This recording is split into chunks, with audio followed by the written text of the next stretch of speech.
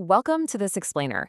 If you own rental property or you are thinking about investing in the Kansas City area, you have probably wrestled with this one very common question. Should you manage the property yourself or should you hire a professional? Well, today we are analyzing an incredibly detailed cost comparison from Alpine Property Management Kansas City. They've been serving real estate investors in the KC Metro since 2013, and we are going to make a major mindset shift here. We are going to stop viewing management fees as just a pure expense and instead start analyzing your true net operating income. So here is the roadmap for our Kansas City case study today. We will be covering the management fee myth, the hidden cost explained, navigating KC legal risks, the true P&L comparison, when self-managing makes sense, and finally, the final verdict. Let's jump right in. Okay, let's dive into this. Section 1, the management fee myth, the $200,000 Independence property case study. To make this analysis practical and data-driven, we are looking at a typical investment scenario. Picture a $200,000 B-class single-family rental in Independence, Missouri, collecting $1,300 a month. Now, when looking at property management for an asset exactly like this, every landlord does the exact same mental math. If you do everything yourself, well, the management cost is exactly $0. You skip the fee, and that money stays right in your pocket. It looks incredibly attractive on paper. But, as you'll soon see, self-managing does not actually cost $0. On the other side of the ledger, we have the actual cost of professional management. According to the data, Alpine charges a 10% monthly fee for a property at this rent level. Add in a 75% lease-up fee when placing a new tenant and a 25% renewal fee. For 1 year with one turnover, that totals exactly $2,860. That is the number self-managing landlords are always comparing against zero. Now, before we go any further, I do need to state clearly that this explainer is strictly an educational cost comparison based on the source data. We are not offering legal or tax advice here. Always consult with your own professionals for your specific situation. Section 2, the hidden costs explained, below the surface of self-management. Now, what's really interesting about this is the massive invisible costs lurking right beneath the surface of that $0 assumption. They show up as lost revenue and wasted time. Vacancy is actually the single largest hidden expense in self-management. Think about it. The national average for a self-managed rental sits empty for 30 to 45 days between tenants. Why? Simply because independent landlords are often trying to schedule showings around their day jobs. Alpine, on the other hand, averages just 14 days of vacancy. That 2060 difference, it costs roughly $1,118 in lost rent for just one single turnover cycle. Then we have below market rent. Self-managing landlords consistently underprice their properties. Without access to real-time leasing data, they might just keep rent low to fill a vacancy quickly, or maybe just to avoid conflict with the tenant. Unintentionally underpricing a Kansas City rental by just $75 a month costs $900 annually in uncollected revenue. Over 5 years, you are literally leaving $4,500 on the table.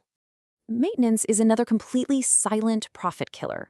If you manage the property yourself, you are paying full retail pricing for every single plumbing emergency or HVAC repair.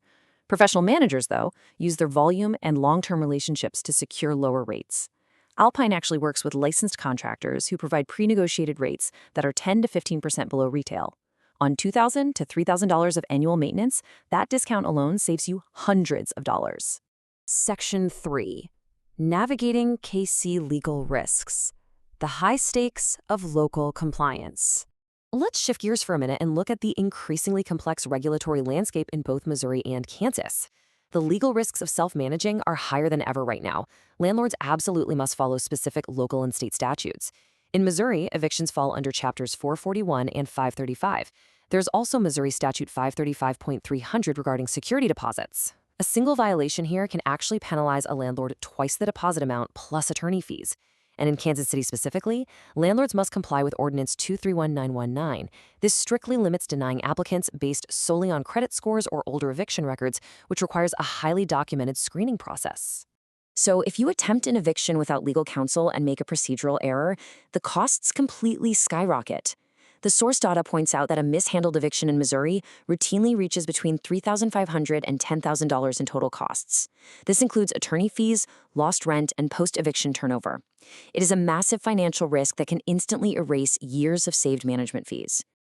Section 4, the true P&L comparison, side-by-side annual breakdown. And this brilliantly illustrates the full picture.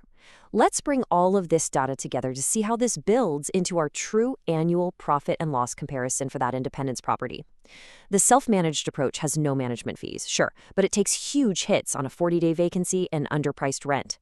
The Alpine managed approach pays the $2,860 in fees, but it captures more rent, experiences way shorter vacancies, and pays less for maintenance. The final result at the bottom line is pretty astonishing. The professionally managed property actually generates $766 more in net operating income. But wait a second, we haven't even factored in the value of your time yet. The source notes that self-managing takes between 8 and 15 hours of monthly labor. If we value your time very conservatively at $50 an hour, that is over $6,000 a year in labor. When you factor that into the equation, the true economic gap between the two approaches is a staggering $6,766. The management fee actually saved the landlord money. Section 5. When self-managing makes sense. A nuanced perspective. Now, we want to maintain an objective tone here. The source material clearly acknowledges that professional management is not required for absolutely everyone. Here are the ideal conditions for self-management. It makes sense if you live within 30 minutes of the property. You should probably only own 1 or 2 units. You definitely need a highly flexible schedule to answer tenant calls during the workday. You must have an established, reliable local contractor network. And crucially, you need a deep working knowledge of Missouri and Kansas landlord-tenant law. If all of those boxes are checked, self-managing can be highly cost-effective. But if you are an out-of-state investor or missing even one of those elements, the math heavily favors professional management. Section 6. The final verdict. Value over expense. So, the crucial point is this. The real question is not whether the management fee costs money.